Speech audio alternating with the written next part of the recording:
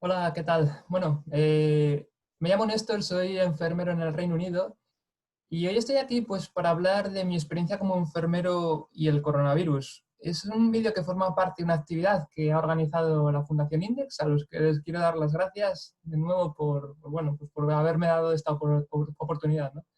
Así que nada, espero que os resulte interesante. Voy a dividir la presentación en tres partes. La primera voy a hablar un poco de la situación del coronavirus en el Reino Unido, luego hablaré de mi experiencia personal como enfermero en la clínica y luego finalmente lanzaré una pregunta. Bien, realmente el coronavirus pues ha tenido cosas muy similares, por ejemplo, con las cifras y lo que ha pasado, por ejemplo, en España, ¿no? Que es lo que he estado siguiendo yo, porque bueno, yo soy de ahí. Por ejemplo, la población más afectada ha sido las personas más mayores, sobre todo los mayores de 80 años, con un especial énfasis en los varones. Y algo que ha llamado la atención aquí en el Reino Unido es que ha afectado de forma muy importante a las minorías étnicas, sobre todo a la gente del sur de Asia. Y esto no se sabe por qué es. De hecho, bueno, ahora mismo se está haciendo mucha investigación en este sentido. ¿Por qué las minorías étnicas están más predispuestas, ¿no? Que, por ejemplo, los ingleses en sí, de raza blanca, digamos, ¿no? Entonces, pues bueno, no sé, será interesante saber por qué es eso, ¿no? Y luego, por ejemplo, en el Reino Unido aquí también se ha visto muy afectadas las áreas socioeconómicas más pobres. Esta primera diapositiva, bueno, muestra algunos datos. Por ejemplo, llevamos 306.210 casos confirmados y 42.927 muertes, que son bastantes, ¿no? Y lógicamente son gente que se ha hecho el test. No sabemos, lógicamente, esas personas que no se lo han hecho, ¿no? Y en el mapa de rojo, pues vemos los rojos más intensos son las zonas más afectadas de Inglaterra, ¿no? En estas dos gráficas vemos que tienen unos dibujos similares. La de la izquierda son los casos confirmados y la de la derecha son las muertes. Y va por países. Y en la izquierda vemos como en primer lugar, con más de 1 millón de casos, está Estados Unidos, Brasil, y luego viene Rusia, el Reino Unido, que si os acordáis tenía 300 y pico mil. Y luego viene España, Italia, Alemania. Y luego, por ejemplo, en los casos, perdón, en las muertes confirmadas, pues Estados Unidos lleva más de 100.000, luego ya viene Brasil, el Reino Unido está en tercera posición también, o sea que bueno, ya veis que no se están haciendo demasiado bien las cosas aquí, ¿no? Este mapa es muy interesante porque muestra los puntos verdes son muertes y ya veis que están en zonas, digamos, muy densas de población. Londres, Birmingham, Manchester, Leeds son ciudades muy importantes aquí en Inglaterra. Y eso es interesante porque de hecho, el Reino Unido es un país con una densidad de población bastante elevada. De hecho, son 280 personas por kilómetro cuadrado, mientras, por ejemplo, en España son unas 90 personas por kilómetro cuadrado. Y esto nos tiene que decir algo. Significa que con este tipo de información podemos realmente tomar medidas de precaución quizás más exigentes, ¿no? De lo que han sido realmente, viendo un poco estas densidades de población y las muertes. Este es un gráfico también interesante. Son las muertes por lugares y los dividen. El color azul clarito son el hospital, el rojo son la residencia de ancianos y luego la naranja es el hogar, ¿no? Por ejemplo, si nos vamos, por ejemplo, aquí al 7 de abril, pues el 7 de abril la mayoría de las muertes han sido en el hospital con un porcentaje, bueno, también bastante importante de residencia de ancianos. Pero si veis, a medida que ha ido pasando el tiempo, los colores se han igualado entre el rojo y el azul y en algún momento las muertes en residencias de ancianos han sido mayores que en el hospital. Y esto también nos tiene que decir algo, ¿no? Y sobre todo de cara, yo creo, al futuro, de cómo también está montado el sistema. Y estas son dos últimas gráficas aquí que os voy a mostrar.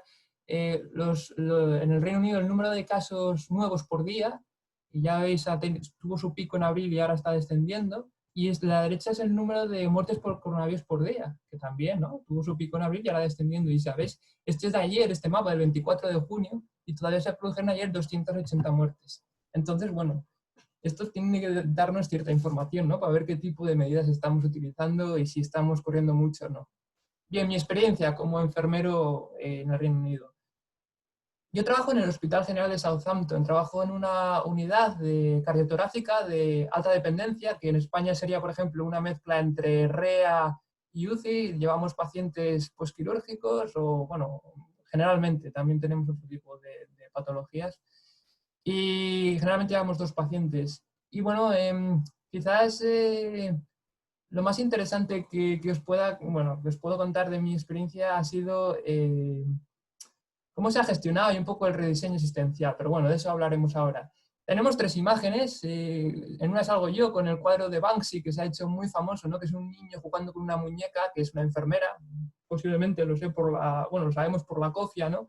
Y vemos como en el cesto pues ha dejado aquí a Batman y Spiderman, ¿no? Está jugando. O sea, esta imagen se puede interpretar de muchísimas maneras. A la gente le ha supuesto un subidón de motivación, ¿no? Sobre todo en un momento muy, muy complicado, cómo llegó, cuándo llegó, porque llegó de forma totalmente anónima. Y bueno, a mí aquel día me dibujó una sonrisa y es con lo que me quedo, ¿no? Aunque bueno, el discurso del heroísmo, perdón, es otra cosa y no voy a entrar en ello ahora mismo, que quizás podemos hablar el 2 de julio sobre eso. El arco iris es el símbolo del NHS desde que ha pasado esto del coronavirus y es como un símbolo de esperanza y de apoyo, ¿no? Y se puede ver pues bueno, en muchísimas ventanas de muchísimas casas.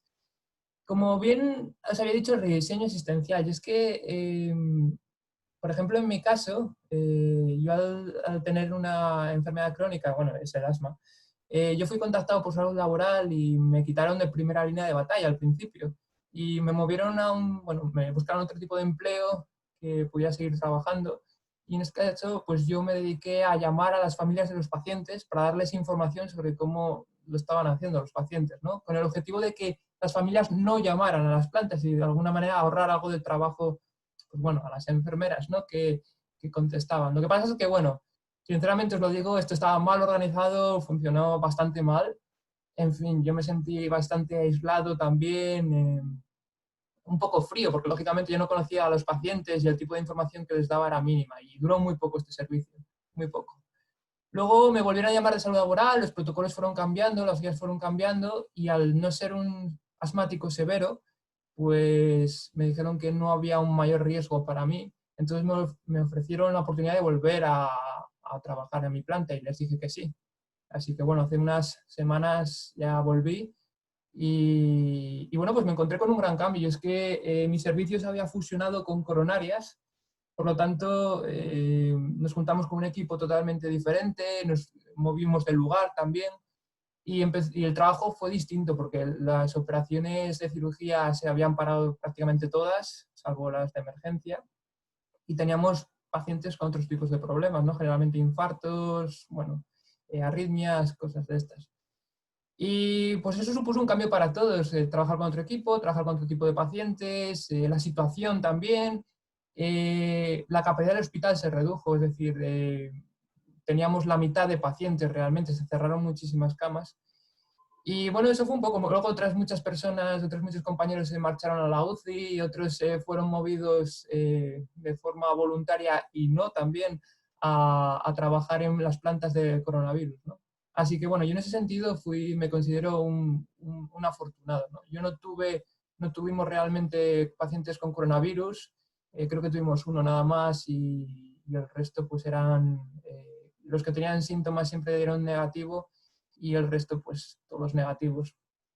El tipo de protección que utilizamos, bueno, siempre vamos con la mascarilla quirúrgica por la planta. Luego cuando nos acercamos a los pacientes, siempre tenemos que llevar puesto, bueno, ponernos el mandil de plástico, seguimos con la mascarilla quirúrgica, la protección de la cara y los guantes, siempre que estemos a menos de 2 metros de distancia con el paciente. Y luego, lógicamente, cuando acabamos con él, nos quitamos todo, lavamos las manos, menos la mascarilla quirúrgica siempre la dejamos.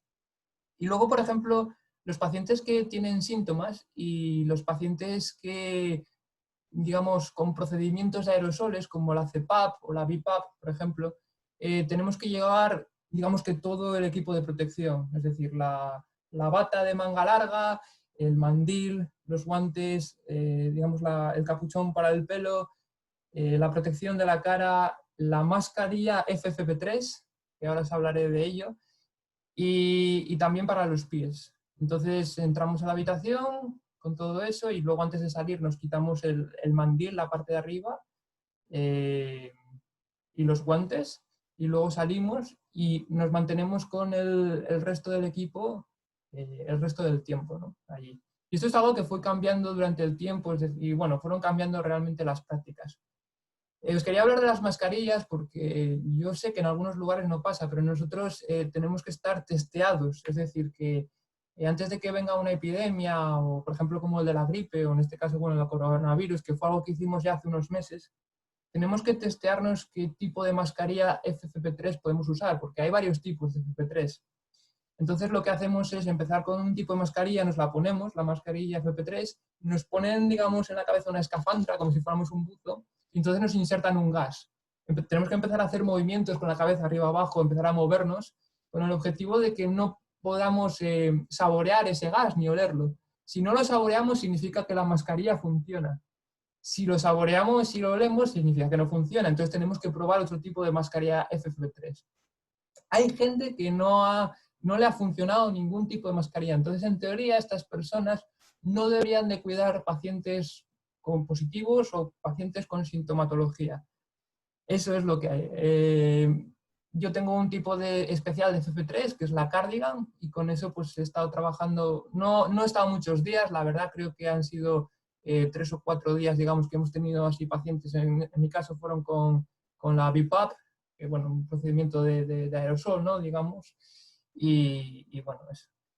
¿Y qué más? Luego, otra cosa, por ejemplo, fueron los tests. Cada vez que tenemos una admisión, tenemos muchísimas admisiones en esta planta porque, bueno, los infartos son algo que viene, o el dolor de pecho, ¿no? Algo que sucede de repente muchas veces y son admisiones de emergencia, ¿no?